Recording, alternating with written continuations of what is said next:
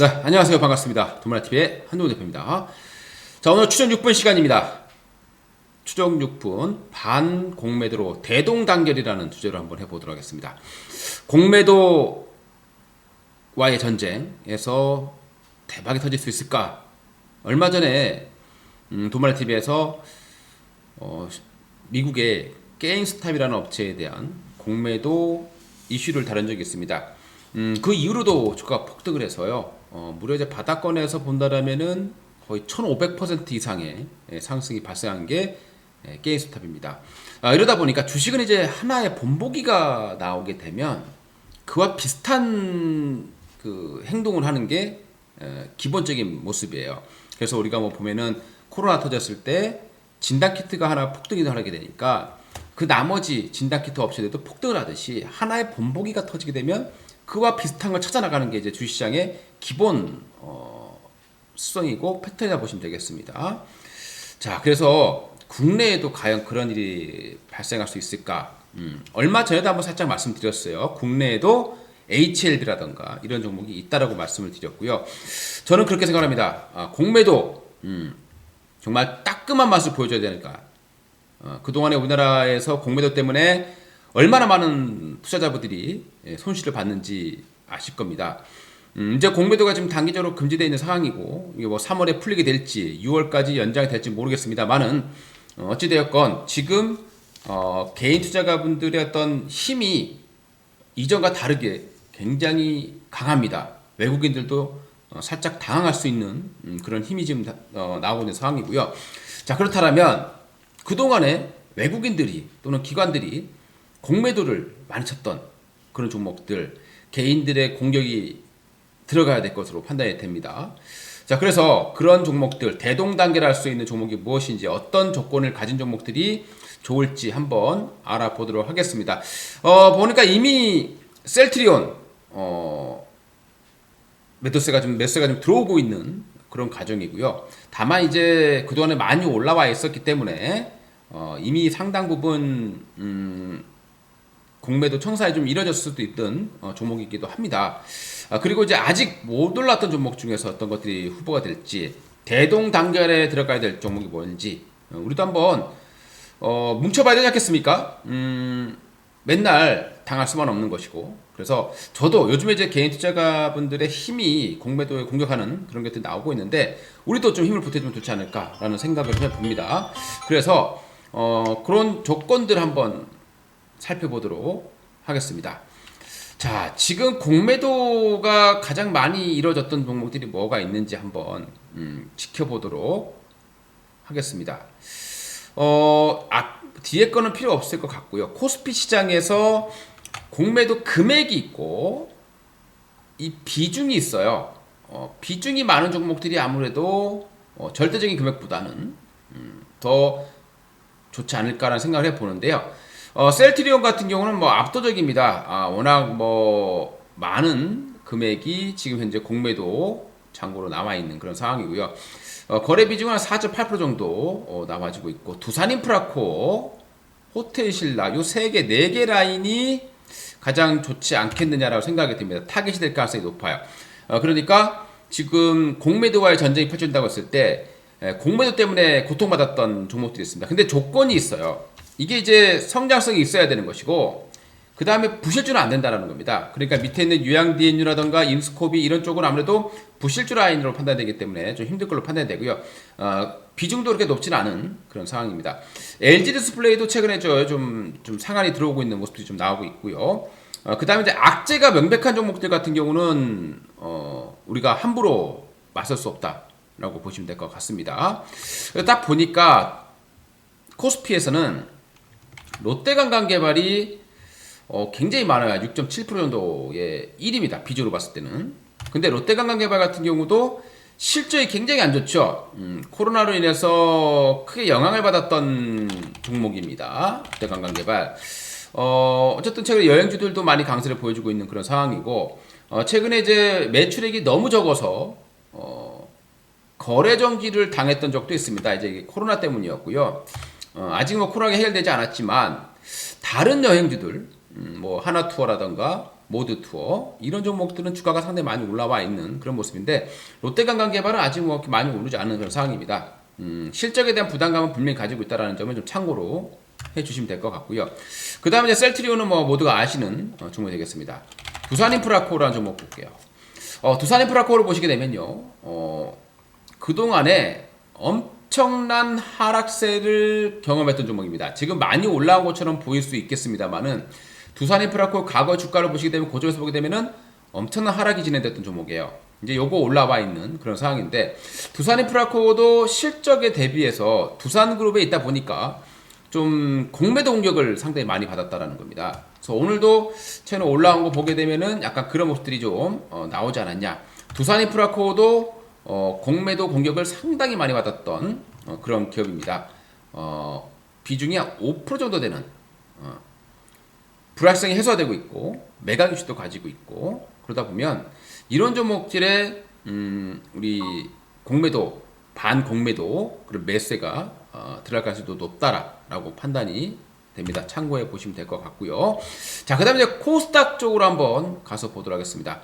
뭐 신라젠이 가장 공매도 공격을 많이 받았습니다. 하지만 현재 거래 정지 상태가 됐기 때문에 그리고 이런 종목들은 아무래도 악재가 명백하게 있기 때문에 뭐 매수가 들어올 수도 없을 뿐더러 만약에 거래가 되고 있다고 하더라도 매수하기가 쉽지 않은 그런 종목이 될 겁니다. 자, 그 다음에 KMW 같은 경우도 그동안 공매도 공격을 많이 받았었어요. 7% 정도까지 있습니다.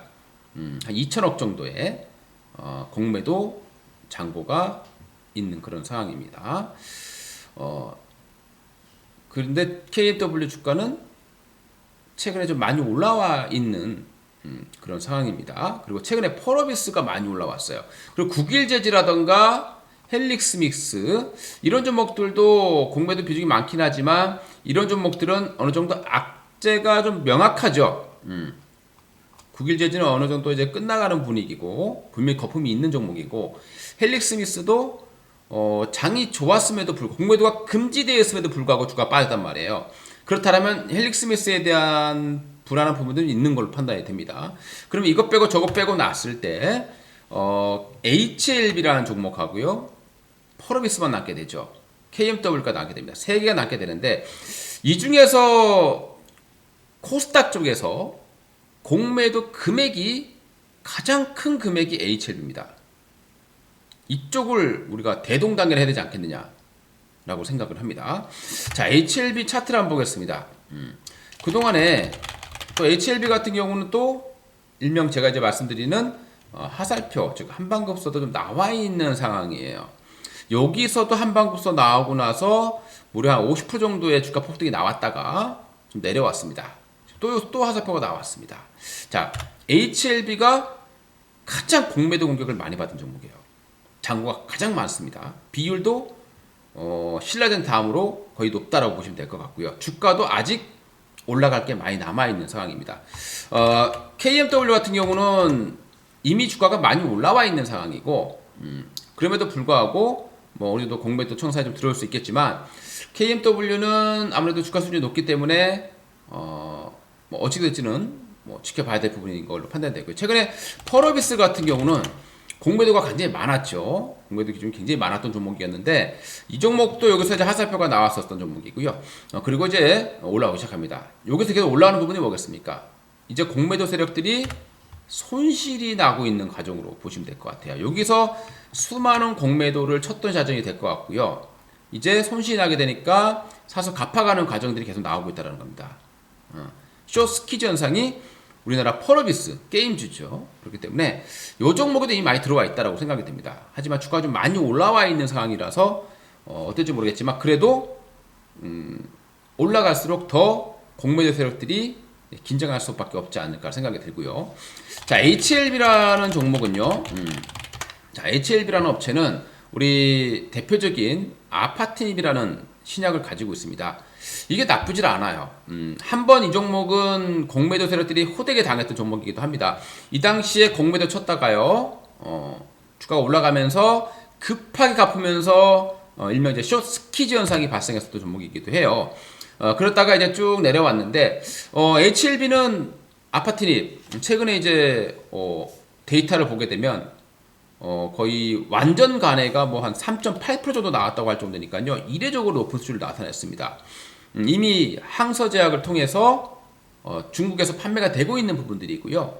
항서제약의 시가총액과 비교해 본다면 HLB 시가총액이 그렇게 높지만 않다라고 판단해 볼 수 있겠습니다. 자, 그리고 HLB 같은 경우는 공매도가 언제 많이 들어왔었느냐라고 보시게 되면요. 이 가격대에서, 그러니까 여기에서 1차 공매도 공습이 있었고요. 여기에서 2차 공습이 있었습니다. 그리고 여기에서 3차 공습이 있었단 말이죠. 그러면 이거를 평균 단가로 이렇게 중간을 맞춰보게 되면은 대략 12만원 정도가 공매도 세력들의 평균 단가로 예측이 됩니다.